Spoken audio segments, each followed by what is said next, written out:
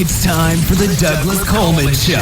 Mr. Smooth and Savvy is joined by guests from all walks of life, from the entertainment industry to authors to political and social commentators, the famous and not so famous, the controversial and the light and fluffy. We have it all. Now, here's Douglas Coleman.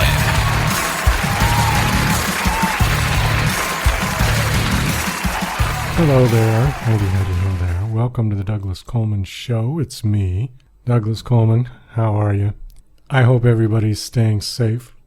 I was going to do one of those, this is week 13 of coronavirus, but I don't want to be doing that. I think we'll just hope it goes away soon enough and people can get back to their lives. A lot of us are starting to go stir crazy, I think. Anyways, we've got two guests. First one up is Terence Hawkins. Terence is an author. He's written several books. His latest book is called Turing's Graveyard, and it's a collection of stories. He will explain the whole thing during the interview. For more information, check him out at terence-hawkins.com. In the second half of the show, we've got Eric Williford, who's a writer, director, producer, and he's got a new web series out called Disgraced. It's the story of one woman who is navigating the ups and downs through the Hollywood machine. And I watched the trailer that's on YouTube. It's very funny. Check out the series, and I think you will enjoy it. And then after the interviews, we've got one track to play from a MusicSubmit.com submission. Thank you very much to everybody who's been submitting on Music Submit. We're getting lots of great music, and we're very happy to play it on the show. This track is called Living Out Our Dreams by The Rich Collective. So we've got lots to get to. We will be right back with Terence Hawkins. You're listening to Mr. Smooth and Savvy right here on the Douglas Coleman Show. We'll be right back after these commercial messages. Hi there, this is Stuart Epps, record producer. This is my story about Elton John, working with him in those early years, going back to 1967 at Dick James, all the amazing tours, those first recordings, going through to Rocket Records, and it's an amazing story about his incredible rise to stardom and my part in that. So look forward to taking you on that journey. So here we go.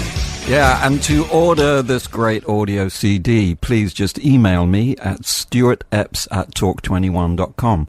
That's Stuart, S-T-U-A-R-T, Epps, E-P-P-S, at talk, T-A-L-K, 21 in figures.com. Stuart Epps at talk21.com. Email me and I'll give you all the details for buying this brilliant audio disc. Thank you. Bye.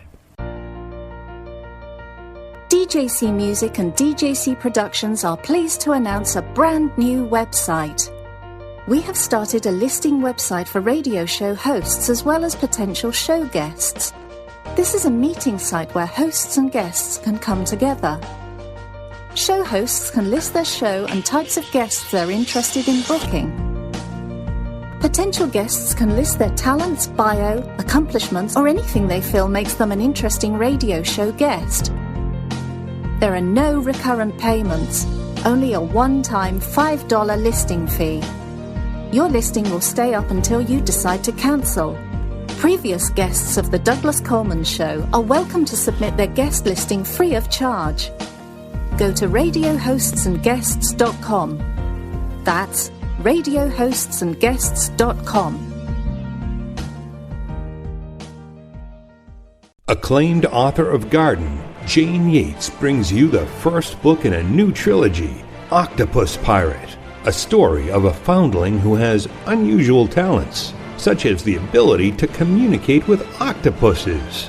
As a baby, he was washed up on an island off the Scottish mainland. An eccentric former nun who lives alone with cats brings him up.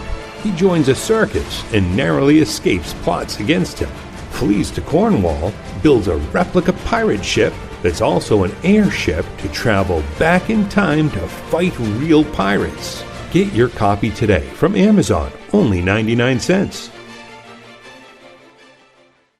Tired of living in a culture of lies, fake news, and alternative facts? The Pro-Truth Pledge reverses the tide of lies by calling on politicians, and everyone else, to commit to truth-oriented behaviors. The pledge asks signees to commit to 12 behaviors that research in behavioral science shows lead to truthfulness, such as clarifying one's opinions and the facts, citing one's sources, and celebrating people who update their beliefs toward the truth. Private citizens who sign the pledge get the benefit of contributing to a more truth-oriented society. Public figures get more substantive rewards for signing the pledge in the form of positive media and public recognition. The pledge crowdsources the truth by asking volunteers to evaluate the statements of public figures who sign the pledge. Take the pledge, demand that your elected representatives do so, and encourage your friends to take it at protruthpledge.org. Are you an independent musician? How would you like to have your songs played on hundreds of radio stations just like the one you're listening to right now? Join MusicSubmit.com and we'll promote your music to radio stations and blogs in your genre. It's free to set up your account, and we guarantee your music will be considered for airplay by radio stations worldwide. Why not sign up today? It's free. MusicSubmit.com. Radio promotion for indie musicians.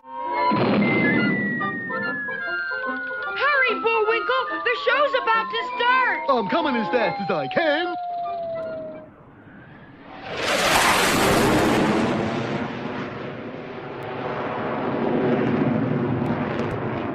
And now... Hey, Rocky, watch me pull a rabbit out of my hat. Again?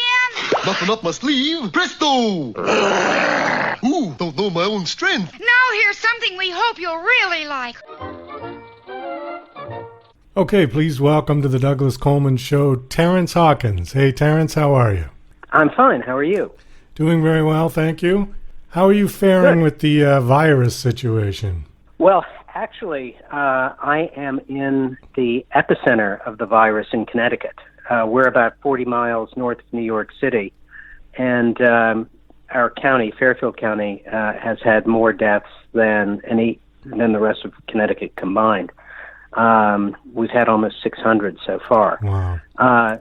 That said, yeah, it's a significant number. I mean, when you're talking about death, one is a significant number, but that's something for sure. But that having been said, we're doing pretty well. We've effectively been on lockdown since March 15th. So I won't say I'm getting stir crazy, but I will say that I seem to be getting stupider by the day. I hope that doesn't come through in the show. Well, what do you mean by getting stupider by the day? You mean just because you can't go out? Well, that, and I think it's because we're all so used to getting so much social stimulation all the time that when you reduce it to Netflix and phone calls, you lose some mental sharpness. What I've described my own behavior as, you know how a dog will kind of wander into a room and blink a couple of times and then wander out for no apparent reason? Yeah. I do that all the time now. Oh, like they're looking for something, but they don't know what they're looking for? Exactly. And I not only do that in the real world, I do it online all the time. I seem to be falling down these rabbit holes more and more frequently. When this got started, I assumed that after a month I would have learned a new language. And, basically I've got as far as reorganizing the sock drawer. Well, there is two schools of thought to this whole virus lockdown situation that most people are in. On the one hand, it is kind of a reset for everybody. Particularly, I mean, I feel very bad for people that can't go to work and are struggling financially. And I mean, that's a terrible situation for anybody who's in that particular situation. But when you find yourself with a whole bunch of free time and you don't know what to do with yourself now because it's not part of your normal routine, and you being a writer, because you did write some books and things, there is a forgiveness. And what I mean by that is, for writers, it's okay not to write because you have to allow that time to adjust yourself. Because I know writers that said, oh, great, well, I'm sorry about the virus, but now I got lots of time to sit home and write, and they couldn't write a damn thing because they just... A lot of people are saying that. Yeah, because they just weren't used to having the sort of, okay, start writing now. And they couldn't do it. So I can apply that same thing to rearranging your sock drawer. I really can. Well, there are two aspects to that, really. One is that I had disciplined myself to the extent I disciplined myself about anything to, writing some every morning. But now, because it doesn't seem to make a difference whether I do that in the morning or in the middle of the day or in the evening, because the whole day is essentially free, I find myself doing less of it. And the other aspect to it is that it's fortunate that a part of the writer's job consists of staring out the window and thinking, because truly, I mean, that is part of the process for many people, at least. So I can sit around doing nothing in particular and consider myself to be on the job. Well, that's very true. I mean, that is all part of the process. If you apply that to other things, then maybe you shouldn't feel so bad. That okay, well, I did this and I did that, but I don't think it's a requirement for people to be busy from sun up to sundown all of a sudden doing things completely different than what they're normally used to be doing. I think it's going to take a bit of adjustment for people who were just sort of thrown into this situation. Well, speaking of adjustment, it occurred to me just yesterday that when we finally go back to whatever normal looks like on the other side of this, that itself may require a significant amount of psychological adjustment, because now we're all used to just seeing the same few people all the time, and suddenly finding yourself in a shopping mall, even if with reduced social contact or whatever, it's going to feel kind of strange. I agree, and I think that this was sort of a reset point. Yes. I think you're quite right.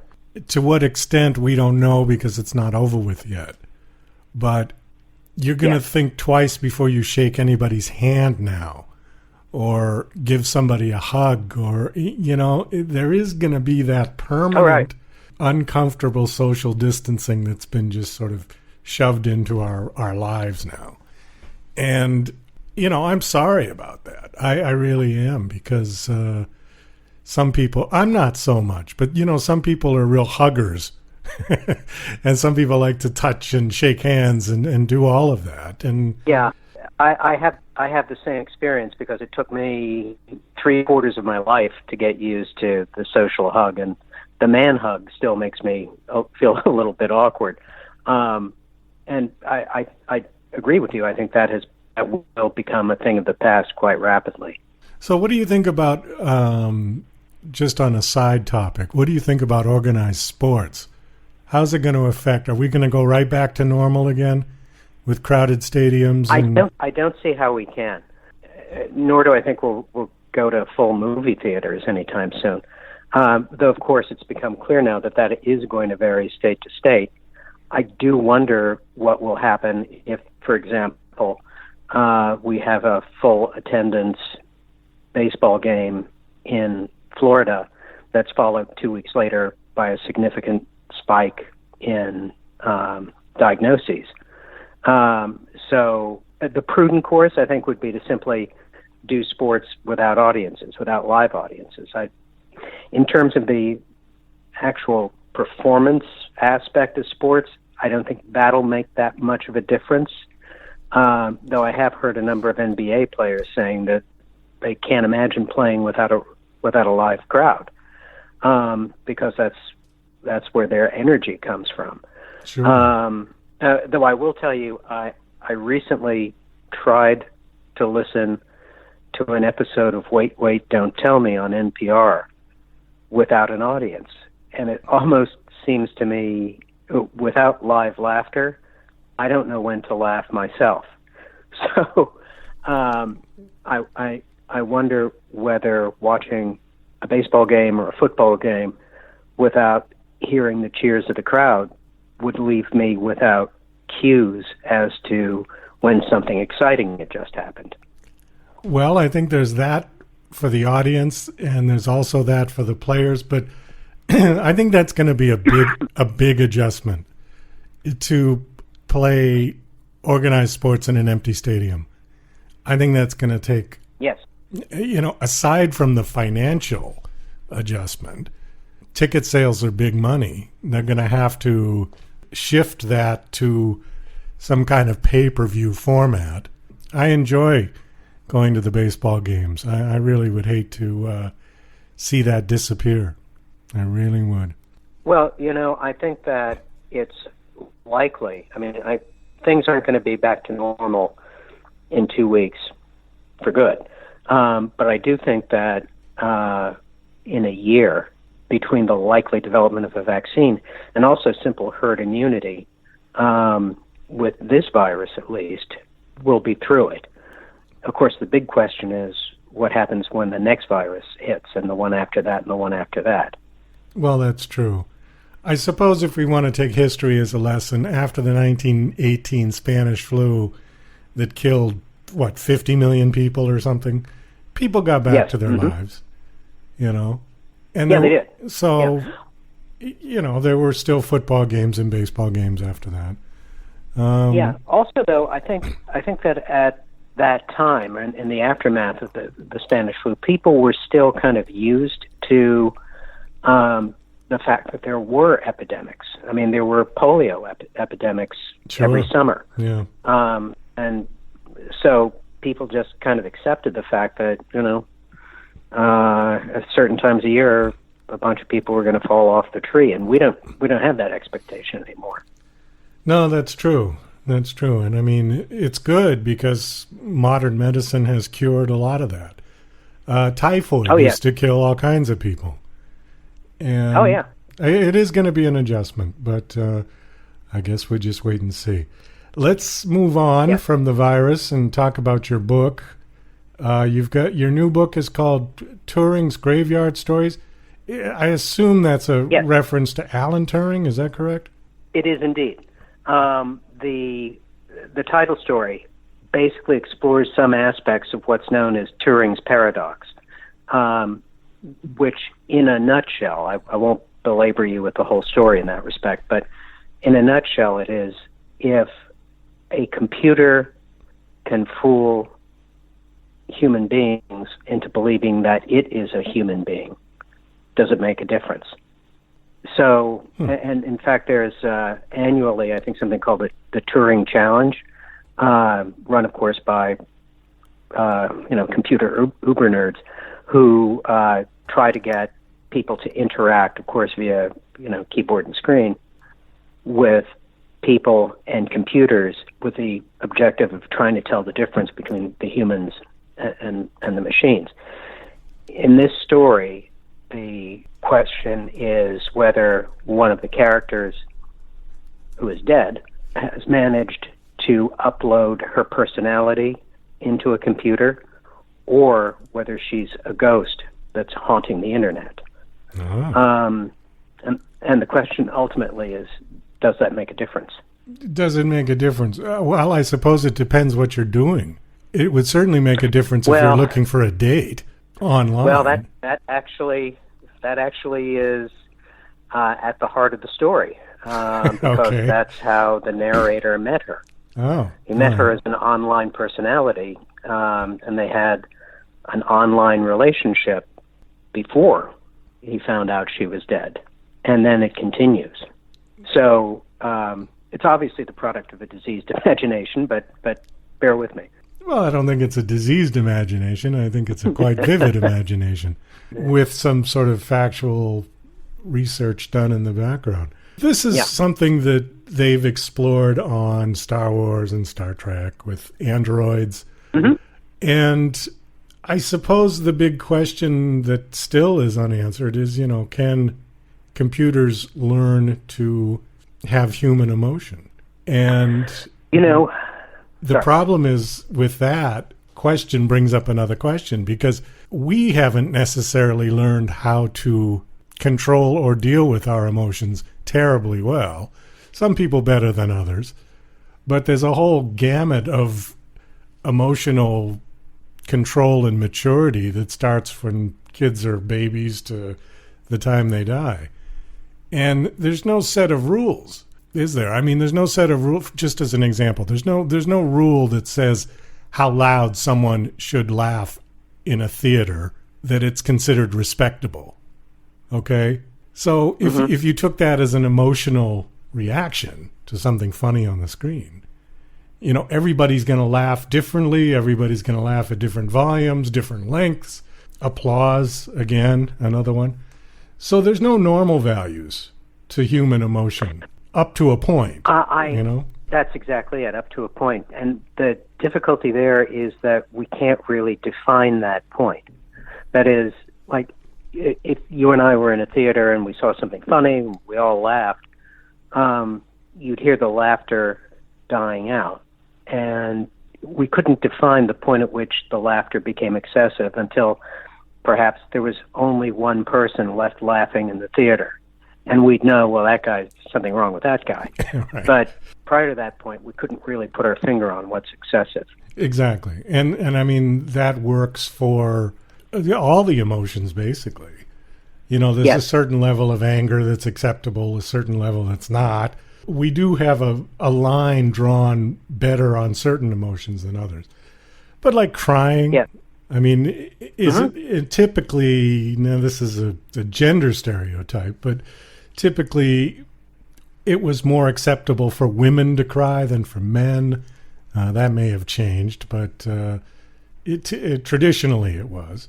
And so I guess getting back to the point of the computer is that would computers be able to learn human emotion, and would they be able to learn at what point it becomes excessive or inappropriate, or we would have to teach them all that? And the problem is we don't know. Well, the other part of the problem actually is that we would have to define where our emotions come from. And one of the questions I think you've raised, and it's certainly one worth exploring, is whether it's possible for a computer that doesn't have hormones and doesn't, have a blood chemistry, if a computer could actually feel emotions that are dependent on having a physical body. That is, a computer's not going to have a rush of adrenaline when it's frightened or angry. Right. And then the question becomes, can you feel frightened or angry in the absence of adrenaline? So we'd have to figure out whether it would be possible for something that's made out of, rare earth and metal and electricity to feel things in the absence of a meat body, basically. Okay, so let's bring this back to your book. In your book, do the computers learn how to handle human emotions? Well, in that specific story, that question is left open because the female characters, the dead character's actual identity is never clear. That is, whether she is a computer artifact or an actual ghost, and that's left open intentionally. Okay. All right. And so Turing's paradox is never resolved. In some of the other stories, like there's a story called Crossed Wires that I wrote in the early 90s. The internet figures there because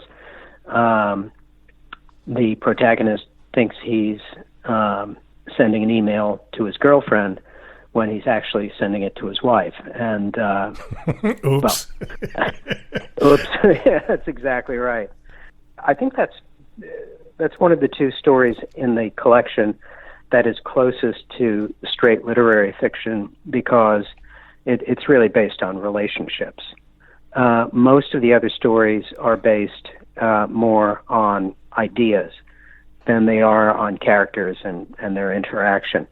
For example, one of the stories is called The Darkness at the Center of Everything. And that concerns what happened. It takes place in two timelines. One is in ancient Chaldea, where some temple priests are discovering astronomy and trying to break the day down into equal parts. So they're inventing basically the clock. In the present day, the Earth has stood still, and everybody panics, naturally. So the question that story explores is how close is our reliance on science to religion? That is, how much of science is really faith? And that's a question that's occupied me for about 40 years, since I read a quote from George Bernard Shaw to the effect that in 1066, William the Conqueror thought that the sun was a hot stone 90 miles away. We, of course, know that it's actually a gigantic ball of fusing hydrogen 92 million miles away. But I don't really know that the sun is 92 million miles away. I just believe it because scientists tell me. I have no way of ascertaining that scientific fact myself. And so that's one of the ideas that story explores. I think we would be a pretty miserable society if we had to have everything proven to us individually for something like that. Like, the world is round, maybe back, 500 or 600 years ago. When was that? Who said the world was flat? Was that Columbus that proved that wrong? Was that who was supposed to have proven that wrong? Actually, the ancient Greeks knew that the world was round. They didn't have a very good explanation for why we didn't fall off it, but they knew it was round. Okay, because I seem to remember learning that in elementary school, that it was Columbus who got credit for proving that the world was round. Yeah, I think there were which doesn't many seem more right. people than there are now who thought it was flat. Well, which doesn't even seem accurate, because, Marco Polo went to China 400 years before he did, right? Or 200 years at least. 12th century. Mm-hmm. My dates are not so good anymore. But he went several hundred years before Columbus went this way in the Atlantic, and he made it all the way to China and back, and he didn't fall off. So I don't know. I guess we have to take certain things for granted, that somebody has proven it, and therefore we can believe it. I think when you put that argument to religion, nobody's proven it, and that's the difference. At least in terms of faith versus science. Somebody somewhere has proven certain scientific facts. Nobody's proven the existence of God. Correct, and that is, as you point out, the essential distinction between science and religion. That is that science can be proven, religion can't. Right. And it's been said that the definition of a fact is something that it continues to exist even in the absence of belief. But I think the point I was trying to make is that for most of us, we really have no idea of why we accept scientific facts any more than I don't really understand how my cell phone works. It really could be, for all I know, it could be a demon inside talking to the demon in your phone. But I know that that's not true. But it's equally true that I have no real grasp of the underlying facts behind our conversation. Right. But anybody listening in will find it incredibly fascinating, what we're talking about, and raising all sorts of questions in their brain that they probably never thought of before. And I suppose that's the purpose of your book. Is that would I be right to assume that? Yeah. Yes, that is exactly right. I'm very happy to say that a recent review in Book List compared the stories to the old Twilight Zone series. Oh, super. And I like to think we have entered the realm of the imagination. And truly, that review really thrilled me, because I thought The Twilight Zone was one of the best things to have ever been on television. I agree with you, absolutely. And way ahead of its time. Rod Serling was quite a genius. Yeah. Yes. So the book's called Turing's Graveyard Stories. I'm assuming by the title it's also a collection. Is it a collection of short stories? Yes. Okay. It's actually Turing. The title is Turing's Graveyard, and the subtitle is Stories, so that it's clear that it's not stories about graveyards. The book is actually coming out May 1st. It's available for pre-order now, and if I can indulge in a plug, sure. It's not just for my book. There is now an organization called bookshop.org that is a book sales service similar to what Amazon does, but it's a consortium of independent bookstores, so that if you buy the book on bookshop.org, part of the proceeds go to a general fund that will go to independent bookstores. So, especially in these times when it's so hard it's always hard for independent bookstores to stay afloat with competition like Amazon and Barnes & Noble, and it's especially true now. So if you would be so kind as to buy the book, please do so on bookshop.org. Bookshop.org. Okay, we'll put that in the show notes, as well as the... I appreciate that very much. The link to your website, Terence-Hawkins.com. Okay, we do have to wrap this up. Thanks so much for coming on. This was an interesting conversation. I really appreciate it. Best of luck with the book. I enjoyed it very much. And okay. I've listened to some of your other shows, and I enjoyed those as well. Oh, thank you very much. I appreciate that. My pleasure. Hi, this is John Morgan, production supervisor for DJC Productions, and you're listening to The Douglas Coleman Show. Okay, please welcome to The Douglas Coleman Show, Eric Williford. Hey, Eric, how are you? I'm doing great. And yourself? Oh, not too bad. How you doing with the virus? Pretty good. I mean, the one thing I've learned is that the life of a writer is a lot like being in quarantine. So, the only thing that's really changed is happy hour every once in a while. But for the most part, my days are spent inside at my computer anyways. So, not a whole lot of change for a writer. So it hasn't been a big struggle for you, yeah? No, it's funny because I've been like telling my wife, they're like, well, how's Eric doing with the quarantine? And she's like, yeah, it's pretty much status quo for him, except for, on weekends. So there's that. So I guess that's good, but I wouldn't mind, going to a bar or a restaurant one of these days. Kind of starting to miss that. Yeah, I'm kind of missing going out to eat for sure. Takeout after a while just gets to be a drag. But, yeah, exactly. Do you cook? Yeah, I do cook, and I like cooking. I mean, I don't go out to eat that much, but, every once in a while you just don't feel like cooking or doing it, and you just want to get in the car and go to a restaurant, sit, order, relax, and... see other humans? Yeah, it just, I miss that. But I think things will get back to normal eventually. I'm not sure what they're going to do with restaurants, though. I mean, that's...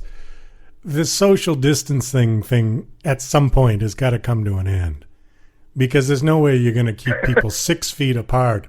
They'd have to take out at least half of the tables in most restaurants, and then the restaurants would go out of business because they didn't have enough customers.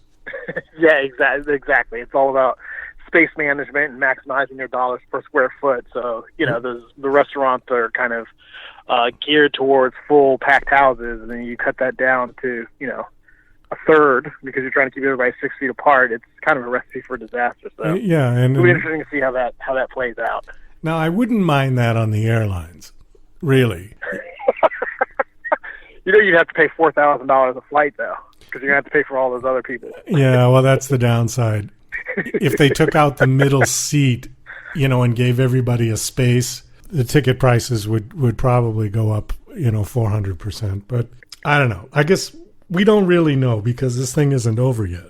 And until it's over, we're not going to know. So it's a kind of a reset on society and our way of life. And so we'll see how it plays out. I hope not too many poor people die from it. That's a real drag. There's not a lot we can do. You know who the real winner is in all this? What's that? Mother Nature. She seems to be killing it right now. Well, like yeah. Skies in L.A. are like clearer than they've ever been. That's true. All the pollution. It's very true. Like Mother Nature's resetting. She's like, oh, this is what it's like when I don't have humans polluting the air and doing stuff all day long every day. So she's getting a moment, which is great. Good for her. Yeah. Yeah, no, that is good. That is good. It's unfortunate that it's just not going to stay like that once we get back to normal. Yeah. You know. It'll probably be even worse, because even people who didn't go out to eat a lot and didn't drive around a lot, when this is over, they're going to be like, man, I'm going out to eat, and I'm going to go driving, I'm going to do all this stuff. Yeah, people Until then, I'm going to let Mother Nature have her glory. I think they're going to make up for lost time. You know, I think that's true. We will just see what happens. Anyways, let's get on with, let's see, you are a writer. Why don't you just tell us a little bit about yourself, and then we'll talk about the, what is it called? Where is it? Sorry. Disgraced. Disgraced. We're talking about the web series. Okay. So tell us a little about you first, and then we'll talk about your web series. Okay, sounds great. Well, my name is Eric Williford, and I am a writer, director, producer. I grew up on the East Coast in Northern Virginia. I started making films when I was in, probably like 6th, 7th grade, just running around with my friends and shooting little homemade short movies on our parents' VHS camcorders. I don't know if you remember those, the giant box ones with the big VHS, with the little side opening. Yeah. So started off making films with those, and then I went to the University of North Carolina at Wilmington, where I ran track for 2 years. I took some film courses there, and I made my first short films and a couple little really low-budget feature films while I was in school, learned the basics of storytelling and how to edit and all that kind of good stuff. Graduated, moved back up to Northern Virginia, where me and some friends made 2 feature-length films that got distribution globally. They're available now on Netflix, but it's through the old school red envelope in the mail. These movies came out before streaming was a thing, so if you wanted to see them on Netflix, you'd have to sign up for the DVD mail drop and get the little red envelopes in your mailbox like they used to do. And and now I live out here in beautiful Anaheim, right outside of LA. And we just released a web series called Disgraced. So that's a little bit about me. But so I've been making short films and features and web series and basically content for close to 20 years now. Well, I watched the trailer. The trailer is very funny. Why don't you just tell people a little about the premise of the show? Sure. So Disgraced is about a young woman who 5 years ago she actually got her big break in a franchise movie. The film was called Quick and Angry 3. So if you can imagine, kind of like the third installment of a Fast and Furious type of franchise. And it was going to be her big break. She gets the role. She's in the movie. And they throw lots of money at the movie. She's in it. And the movie comes out, and it's both a critical and commercial flop. So our web series picks up 5 years after her film flopped, and she is still in the trenches of Hollywood doing the audition thing and trying to basically, as we like to say, claw her way back into the middle. So the series is about her misadventures as a young woman trying to kind of recapture her former glory and just try to make a career doing what she's passionate about. And the series focuses on all the hurdles and pitfalls that become a woman who is trying to execute this in an industry such as Hollywood. So one of the things we're most proud about with a lot of the feedback we've been getting is we've had women who aren't necessarily in the industry, quote unquote. They're not producers or actors or anything like that, but they're all really relating to Grace's struggle. Grace is the main character, and people are really relating to her struggle as a woman in her 30s, trying to make this happen and trying to navigate her way in society and in the industry. So that's a little bit about the film. It's basically Grace Green is clawing her way to the middle. It's an 8-part web series. Each episode is just under 8 minutes on average, so they'll average about 6 minutes per episode. And we just released the first 8 episodes, or season 1, last week. You said that each episode is 8 minutes long? On average, it's about 6 minutes long. So it's a web series, a digital series. So you can watch the whole thing in about 50 minutes. Okay. All right. No, I was going to ask you a question on web series because some older people like myself aren't as familiar with them. And we go, wow, the show's only 6 minutes long, but you put it together, I would assume, right? But then that's it. That's all you got for the season, right? Exactly. So on this series, I directed and edited 4 episodes. Victoria stars in the entire series. She also directed 2 episodes. Our partner, our DP, Franklin Guerrero Jr., he shot the entire thing, and he directed and edited 2 episodes. And then Victoria and myself produced and wrote every episode. So the reason you do a digital series like this is because basically it's kind of like a proof of concept. So you made it, you want to put it out to the world, you want to gain buzz and attention, and the goal is to turn around and have a deal with somebody or have an opportunity to make actually 30-minute episodes or an hour-long episode, depending on what your show is. In our case, we would love the opportunity to make a 30-minute series. So like each episode would be a 30-minute show, just like anything you see on FX or Fox or HBO or any of those. But when you don't, when you're self-financing and you're doing it on the indie, it's more feasible to make them in bite-sized chunks. It's also a thing because once you make it, you put it on YouTube or Vimeo, and people watch it essentially for free. And research suggests that the average attention span for people that are watching things on YouTube is about 3 to 4 minutes if it's like a series, and you could probably get it up to about 7 to 8 minutes if you're talking about an actual series. But people who are watching things on YouTube typically aren't interested in watching something that's 30 minutes long.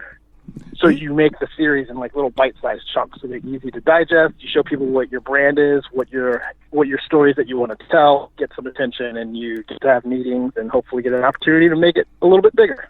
I do appreciate that explanation about why it would make sense to do 6-minute pieces, 6-minute, shows, series. I think the attention span thing is directly related to age and experience with technology, because somebody my age would prefer to watch a 30-minute show if we're going to sit down and watch a show rather than a 6-minute show. But I know people that are in their 20s that can't sit through a 30-minute show. You'd have to stop it 4 or 5 times, or through the show, they're at least checking their email twice. And I think exactly. It is just an age thing, an attention span thing. Do you think technology contributed to that for as far as people's limited attention span, or because there's so much available that they just got to get it all and there's only so much time in a day? I actually think it is more directly attributed to what the vehicle of which you're consuming the content and what your expectations are. I think those same 15 to 20-year-olds, I think when they go on Netflix, they are totally okay watching 30-minute shows. I think the idea is that when people go onto YouTube, they're on their phone, and they're not going onto YouTube because they're looking for something to watch for 30 minutes. I think when they go onto Netflix and Amazon and FX and HBO, they know that what they want to see is 30 minutes or an hour and a half movie. But when people go onto YouTube and Vimeo, I think they're conditioned to look for something that's like the length of a music video, which is 4 to 5 minutes. I think that's what it is, because I know plenty of people that are in their 20s and they have shows that they love to watch on Netflix and on Amazon and places like that. But when they go to YouTube, it's kind of like, okay, whatever this is, I'm going to give it 5 minutes, I'll give it 7 minutes, and then I'm out. Well, I think that's what it is. That's very interesting. Actually, you just taught me something, because we don't get a lot of people listening to this show on YouTube. We do get on the podcast sites. Right. But we put our shows on YouTube anyways, just because it's one more platform and it's a big platform. Yes. But we don't get a lot of traffic on YouTube, and our shows are an hour long. So perhaps just by what you said, maybe that's why. Because people just go on there and go, oh, it's an hour. It's just too long. I think that's exactly what it is. Yeah. Okay. Yeah, because I think people have certain expectations. For instance, since the coronavirus thing, since this whole COVID thing started, I was reading an article yesterday, and it said Netflix has increased its subscriber base by 16 million people last month. Yeah, I read that too.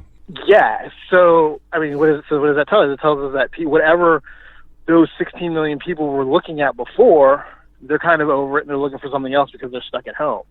I would love to know what the demographic breakdown of those people are to try to figure out like where those people were possibly coming from. Right? Were they people who just were like not into streaming at all, or were they people who were only looking for stuff on YouTube, and then they've realized that like, okay, I kind of want to watch something a little longer form, or were they people who, you know what I mean? Like, who are those 60? What is the demographic makeup of that 16 million people? I think that's what would be really fascinating to see, because I think that's a lot of new subscribers for a month. Even though Netflix, burns through cash and ads, that's still a lot of new people in a month. And it just goes to show you how much content is being consumed now. Oh, yeah. Because I'm pretty sure most of those people were already consuming content in other places. I have a theory on that, and I'll just use for my own personal experience. When you buy a new TV these days, if it's a smart TV, it comes with the Netflix thing, the app, whatever you want to call it. Yeah. It's already built into the TV. So all you got to do is click on it, put your credit card, and you're good to go, right? I'm betting that when people bought their smart TVs, they were working, they were busy, they were this, and they didn't bother to sign up for it. Now all of a sudden they're sitting there at home with nothing to do. So they're flipping on the remote and they're going, oh yeah, Netflix is on here. Let me get that. That's what I think. Yeah, I can see that, because basically everybody now, I don't know what the numbers are, but everybody now has essentially more time. Yeah. Right? Like even you think like an average commute is 45 minutes right each way, something like that. So that's an hour and a half a day. So that times like a week, you're talking about people now, because they're not going to work, they're working from home. People are finding themselves with an extra hour and a half a day. Oh, exactly. And, you multiply that over the course of a week, and all of a sudden people are like, I have 14 extra hours this week to do whatever I want with. Well, and some people... So I guess I'll watch... Exactly. Content. Well, some people have a lot more time than that. I mean, people that are waiters and cooks, and especially in Hollywood. Yeah. Actors, performers, musicians, I mean, they're just dead in the water. They can stay home and write if they write, but if they're a performer, short of doing ballet in their living room, there's not much for them to do. Exactly. Dust off. Hopefully they'll watch Disgrace. Dust off that Netflix app that I've been meaning to subscribe to. And exactly. No, because I did the same thing. I bought this TV, I think, a year ago, and I never signed up for Netflix because I was like, I don't watch that much TV. I watch everything online. If I want a movie, I'll find it somewhere else. I'll watch it, And then all of a sudden it's like, oh, yeah, I got that Netflix thing. Okay, let me sign up. Because a lot of it is like free for 3 months, or there's different promotions going. And, right. People, I think that's another one too. At least if the first month is free, they'll say, okay, I'll get this free. And then if the virus isn't gone, I'll pay for it. If it's gone by then, maybe I'll just cancel. So there is logic around this, and the Netflix is giving it away, at least in some places. I don't know, all the promotions are different, but that could be a reason for the 16 million subscriber upsurge. Again, another possibility. Oh yeah, absolutely. Yeah. Yeah, and it's what do they say? The first one's free. Yeah. So especially the nice thing about these streaming channels is like, they give it to you for free, and then you're watching a show, and then your subscription runs up, but you're on episode 5 of 13 of the show you really like. You can just kind of quit. No, you're going to pay the $10 or $9, whatever it is. You're going to finish the show, and then you're going to discover another show. And before you know it, you'll have owned Netflix or HBO or Hulu or whoever it is. You'll own it for 2 years. And you're like, exactly. I love this thing. Exactly. So...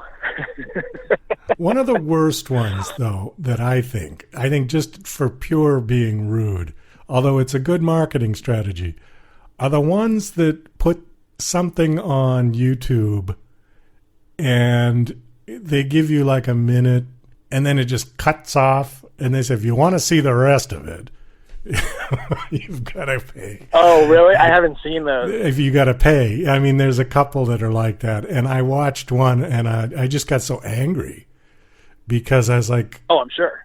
I mean, this was just worse than, somebody dangling the carrot in front of your face. I mean, it was absolutely the worst thing I could think of is just they cut you off in midstream, and then demand money. Yeah. What is that? There's some kind of a virus, computer virus or something that hijacks all of your personal information or something and then says if you want it back, you got to pay. What was that one called? Oh, yeah, there's all sorts of viruses. Yeah. I don't know what it's called, but I know exactly what you're talking about. There's all sorts of viruses like that. Yeah, well, that's what it reminded me of. And it was such a turnoff that I just said, I'm not watching this anymore. Forget it. So I think there's a more polite way to do that. But anyways, we do have to wrap this up. Give us the website where people can... This is just YouTube? Is it only YouTube? So it's on YouTube, it's on Vimeo, and we've actually released it on our Facebook and Instagram pages. So Disgraced, the series, is all over the place. So you can check out Disgraced on YouTube, you can check it out on Vimeo, and you can check it out on our website. So there's vicanderic.com, VICANDERIC.com. If you go there, you'll see a little tab that says Disgraced. Just click the tab, and you can see the entire series there. Or you could always just go on to YouTube and put in Disgraced the series, and it'll populate there. Or you could go to Vimeo and just punch in, get to Vimeo, it's vimeo.com/Vic and Eric, VICANDERIC. And once you pull that up, all the episodes are right there. So all the episodes are available on both YouTube and Vimeo. We're actually waiting. Should be available on Amazon Prime very soon as well. So if you look up Disgraced or Disgraced the series or Vic and Eric, it'll take you right to it. Eric, thanks so much for coming on the show. This was fun talking to you. Best of luck. I think I'm going to check it out. I really liked the trailer. It was funny as hell. So I think I'm going to check awesome. out Well, the thank series. you. Yeah, well, we appreciate it. Let us know what you think. I will. Okay, well, take care. Best of luck. Stay safe. Okay, great. Thank you so much. Same to you.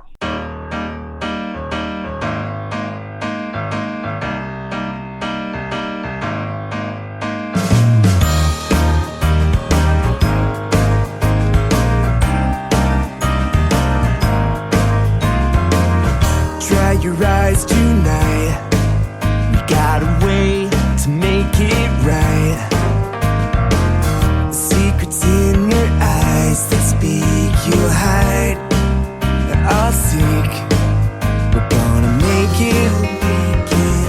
One chance, let's take it. Tonight, we're living out our dreams. Tonight, we're living out our fantasies. And it's a good thing, baby, the real thing. It's real, 'cause I found you and baby, you found me. You found me.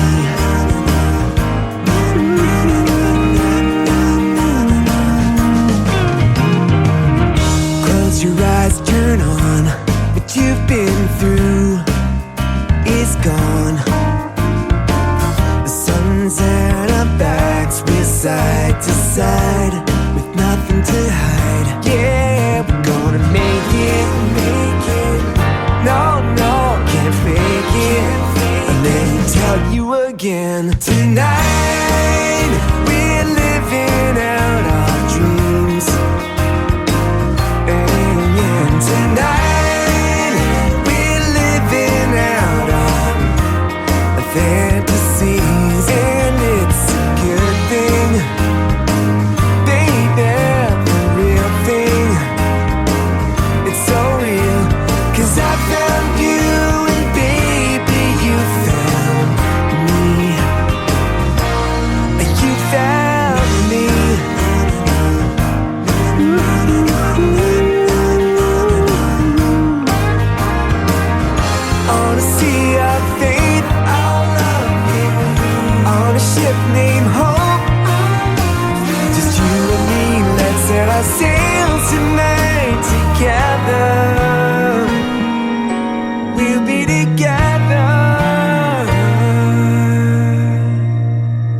So tonight we're living out our dreams. And tonight we're living out our fantasies.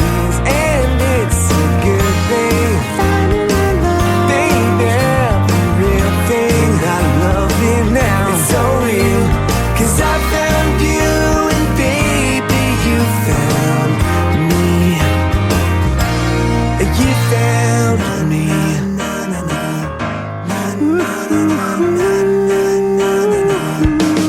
And I found you. I found you. Dry your eyes tonight. That tonight gonna get so right.